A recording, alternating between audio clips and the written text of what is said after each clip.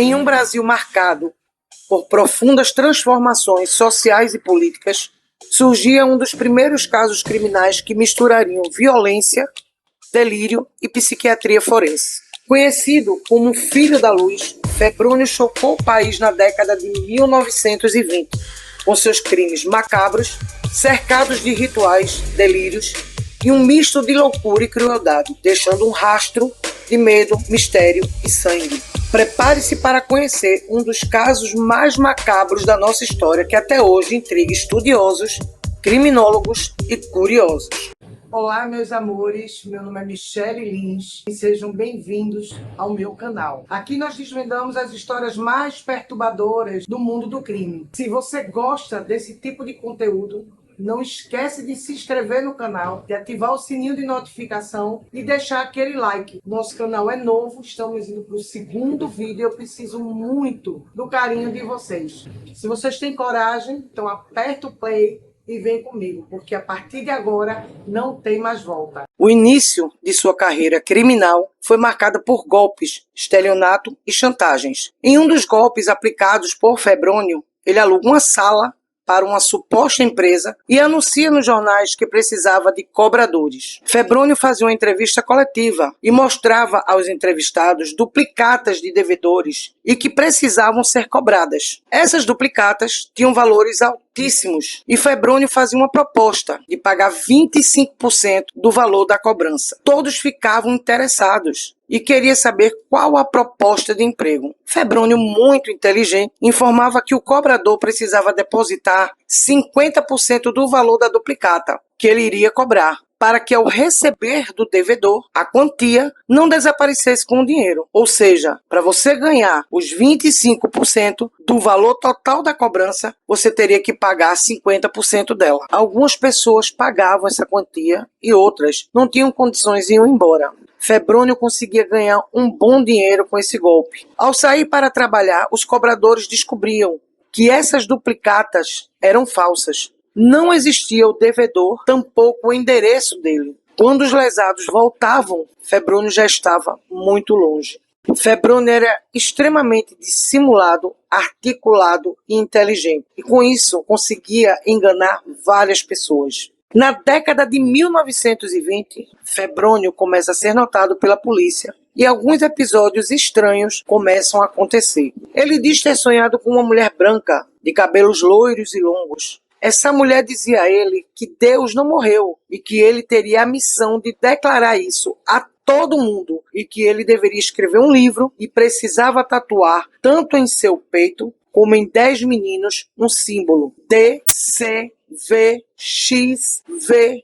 Ela ainda informa a Febrônio que os escolhidos precisavam ter esse símbolo marcado e que caso algum deles não concordasse, Febrônio poderia usar a força. Esses símbolos significavam Deus vivo, caridade, virtude, santidade, vida e imã da vida. Febrônio se auto-intitulava o Filho da Luz e acreditava de fato ter sido escolhido por forças divinas para purificar jovens através de sofrimento físico. Ele se dizia predestinado e que estava na Terra para cumprir uma missão divina. Febrônio é preso. Na cadeia ele começa a escrever o tal livro, com o título A Revelação, o princípio da justiça suprema, e pede para que um preso tatue no seu peito as letras informadas no sonho. Nesse livro, Febrônio conta sobre suas crenças, seu chamado e por aí vai. Mas esse livro era extremamente confuso, com textos esotéricos, onde ele defendia que a sua missão aqui na Terra era castigar os ímpios e guiar a humanidade para um novo patamar espiritual. E, gente, os ímpios são pessoas que não têm fé, que não creem em Deus e não acreditam em objetos sagrados, ou seja, seriam todos pecadores. Em uma das passagens do livro, Febrônio fala: buscou entre os homens mais infelizes o menino insignificante de valor tão precioso,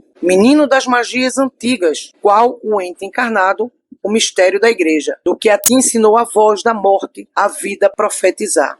Febrônio fez poucos exemplares do livro e consegue vender todos. Um dos compradores foi um escritor famoso, Mário de Andrade. Em 21 de fevereiro de 1927, Febrônio estava nas matas do Corcovado, completamente nu e pintado de amarelo, fazendo um ritual onde ele dançava na frente de uma criança que estava totalmente assustada e amarrada em uma árvore. Febrônio foi preso em flagrante e levado para o Hospital Nacional dos Alienados. Lá, ele é examinado pelo médico Juliano Moreira. De acordo com o médico, Febrônio sofre de degeneração mental e é mitômano, que é a compulsão pela mentira. Sofre de delírios da imaginação e perversões sexuais. Dr. Juliano Moreira recomenda que Febrônio fique internado por tempo indeterminado. Passados alguns dias, Febrônio foge da instituição com um detento, rouba uma espada de uma casa de penhores e leva o detento mais um jovem a uma praia, com promessa de emprego. Chegando ao local, o jovem que fugiu com ele fica com medo e fala que vai voltar para o hospital. Febrônio, nesse momento, enlouquecido, ameaça os garotos com a espada, manda o detento tirar a sua roupa e se deitar na areia, e fala para o outro jovem sentar e assistir o trabalho do profeta. Com o jovem já nu, Febrônio tatua em seu peito, com a ponta da espada, o símbolo DCVXVI. Febrônio marcou os dois jovens com essa tatuagem e abusou sexualmente deles, mas não os matou. Em mais um dos seus feitos, Febrônio foi chamado outra vez na delegacia. Nessa época, Febrônio estava se passando por médicos, ginecologista e dentista. Ele foi pego cozinhando uma cabeça humana dentro de uma lata de querosene na casa onde ele morava. Febrônio, inteligente, sem medo, disse ao delegado que pegou a cabeça em um mausoléu do cemitério do Caju. E ele passa a dar detalhes da cabeça ao delegado, informando que o crânio não tinha mais carne, apenas um pouco de cabelo, mas ainda dava para sentir um pouco do mau cheiro. E informou que esse crânio seria usado em estudos relacionados à medicina. Mais uma vez, Febrônio convence o delegado que o libera. Chegando em casa, ele coloca o crânio para secar e arranca todos os dentes da frente. O seu modus operandi envolvia atrair jovens meninos com promessas de emprego ou alguma ajuda financeira. E nos meses seguintes, Febrônio tatua e abusa de 10 jovens. Febrônio vem agindo durante anos sem nunca ter sido pego, até que, em 1927, ele comete seu primeiro crime que fica conhecido.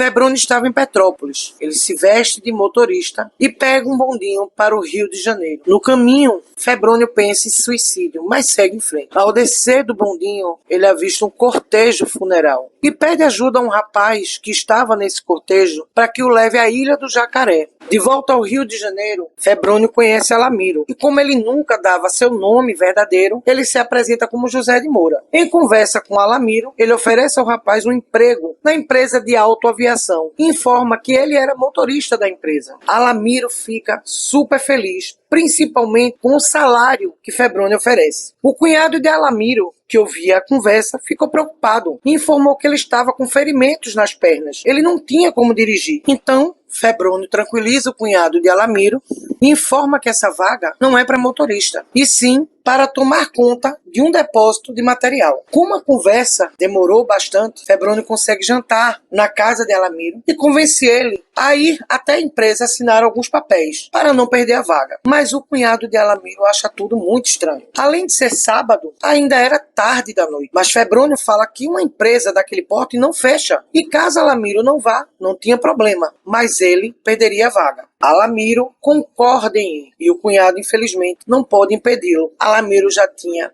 20 anos. Alamiro segue com Febrônio e os dois param para beber. Bêbados, Febrônio entra com Alamiro em uma mata na Ilha do Ribeiro. Como já havia escurecido, estava tarde, Febrônio convence Alamiro a passarem a noite ali e seguirem no dia seguinte, bem cedo. Febrônio prepara um local para dormir e convence Alamiro a tirar suas roupas e estendê-las para não sujar, pois no outro dia ele ele teria que assinar os papéis da empresa. Alamiro concorda e tira suas roupas, mas virando para Febrônio, percebe sua excitação sexual. Nesse momento, Alamiro entendeu quais eram as intenções de Febrônio. Então, Febrônio se deita e chama Alamiro para deitar ao seu lado, que se nega. Febrônio se irrita com Alamiro e os dois entram em uma luta brutal. Alamiro era forte e lutou muito com Febrônio, mas Febrônio era tinhoso e com sua agilidade conseguiu estrangular Alamiro, que caiu no chão sem ar. Febrônio aproveita que Alamiro desmaia e pega um cipó, envolve em seu pescoço e o enforca até a morte. 3 dias depois, na segunda-feira, um corpo é encontrado na Ilha do Ribeiro. Seu cunhado segue para lá preocupado com um amigo e testemunha uma cena de horror, reconhecendo Alamiro ainda com o cipó em volta da garganta. O corpo tinha marcas de atos de crueldade. Dia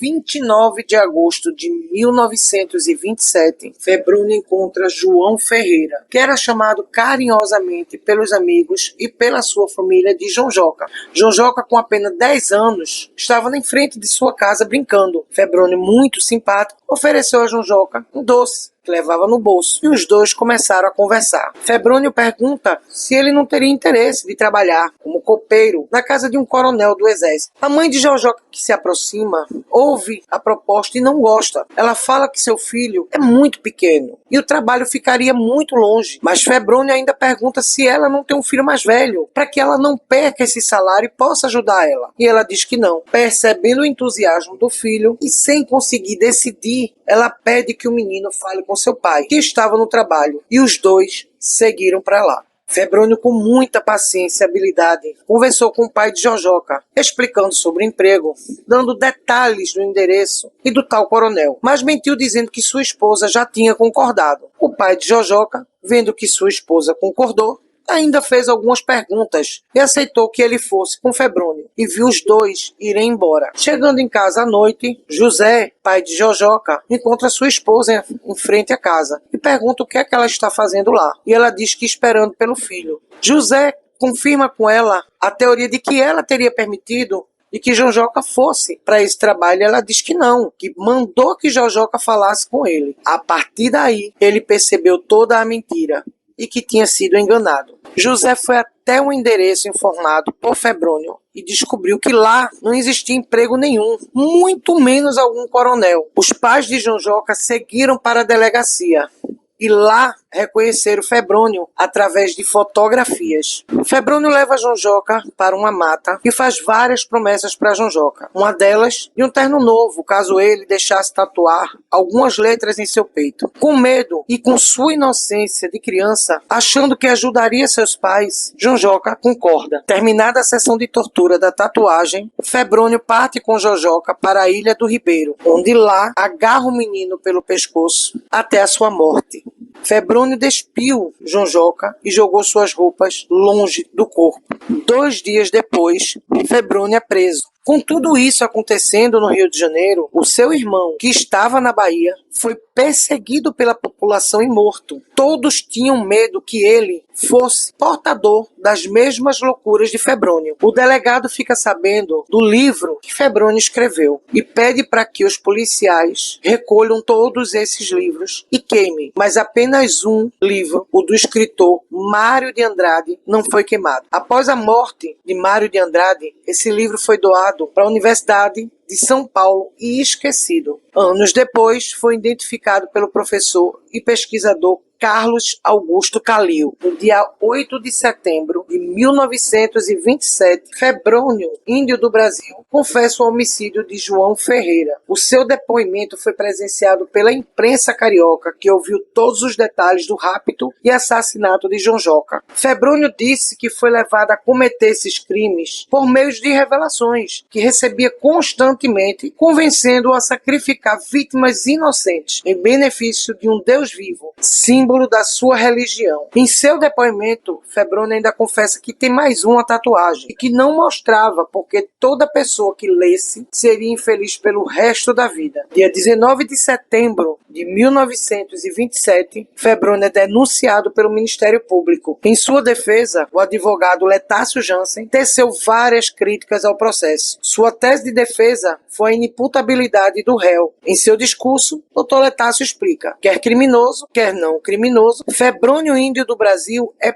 positivamente um louco, não podendo ser pronunciado, muito menos condenado. Se a sociedade julga o perigoso, que o interne em um manicômio, mas nunca em uma penitenciária. E assim, Febrônio se tornou paciente 0001 do manicômio judiciário do Rio de Janeiro. Em dezembro de 1927, Febrônio vira um caso a ser estudado pela psiquiatria. Febrônio é examinado pelo médico Heitor Carrilho e diagnosticado como portador de alienação mental e psicopata. Carrilho concluiu que Febrônio era inimputável e recomendou que o mesmo ficasse internado pelo resto de sua vida. Febrônio passou sua vida no manicômio judiciário e faleceu dia 27 de agosto de 1984, aos 89 anos. O caso Febrônio é até hoje objeto de estudo em criminologia, psiquiatria forense e história. Ele não só apenas inaugurou debates sobre a inimputabilidade penal no Brasil, como também revelou a necessidade de políticas públicas para o tratamento de transtornos mentais e graves. Por causa de seus crimes e sua loucura, os cartórios da época proibiram crianças de serem registradas com seu nome. A sua trajetória permanece como um exemplo brutal da complexa interseção entre loucura e crime. E nos deixa uma pergunta que ecoa até hoje. Quando a mente humana se fragmenta,